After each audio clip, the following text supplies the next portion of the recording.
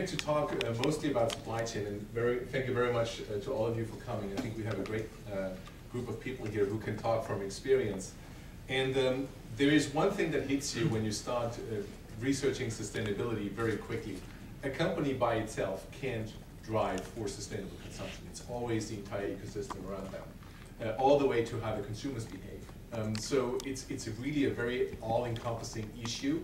And there are different aspects to that in terms of how a software company can help resolve those issues, but software alone won't do the trick.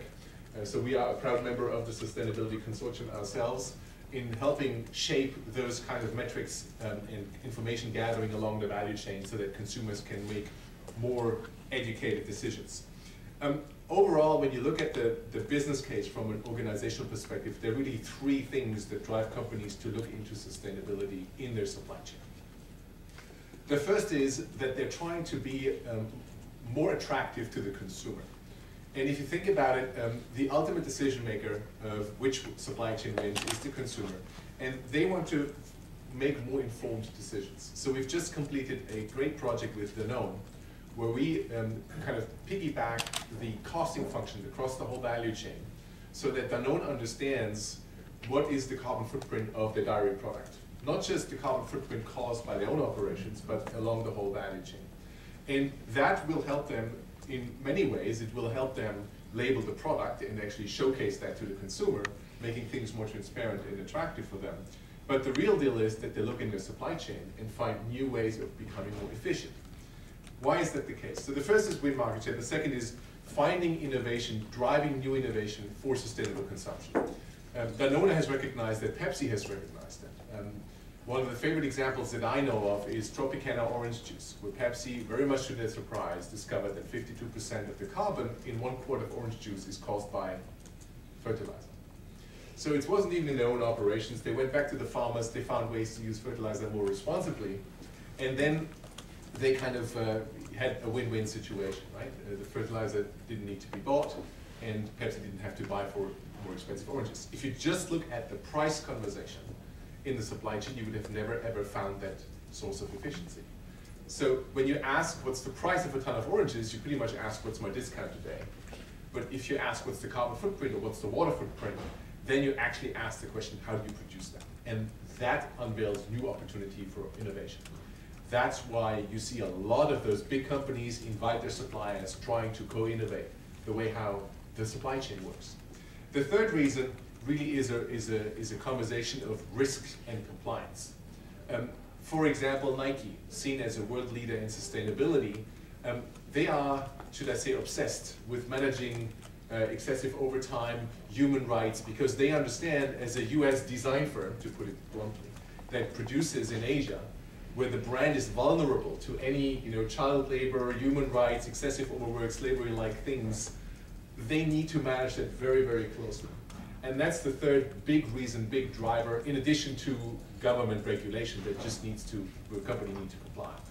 Government regulation is the lowest driver because it doesn't create competitive advantage.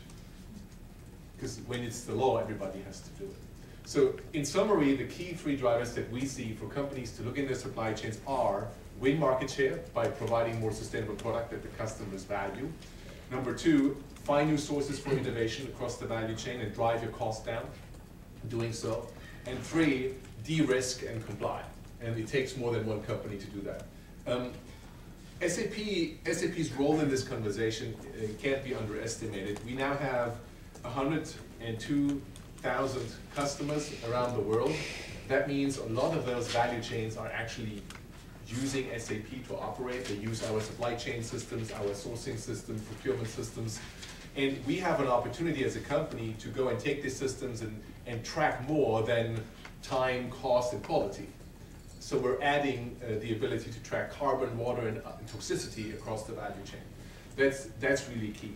The other element is that we have an open architecture that allows companies to relatively easily communicate with each other. And we have marketed that a lot in the recent years, this whole service-oriented architecture wave that you have seen that opens up systems and helps them communicate. But the key why we think this is important is we have made a strategic decision as a company in 2009 to elevate sustainability as a priority of the business. And that means we're looking at how can we do both, be a role model for sustainability on one side, so that we can show what can be done, and on the other side, provide solutions. So we're a practitioner as well as solution developer for our customers. And that's actually my role. It's the story, the strategy is on my business card, right?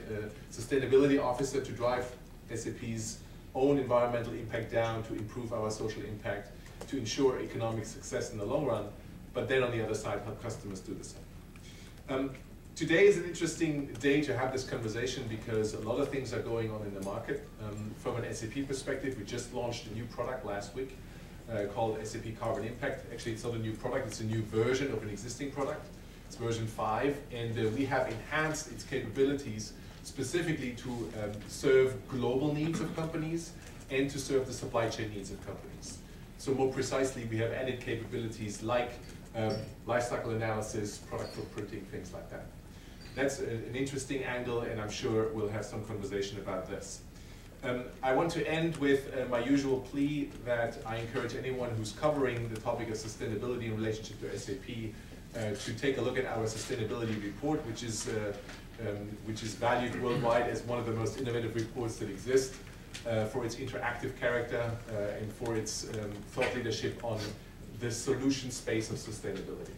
And you find that report at sapsustainabilityreport.com. And I'm sure we'll have more conversation about all these things. Yeah, absolutely.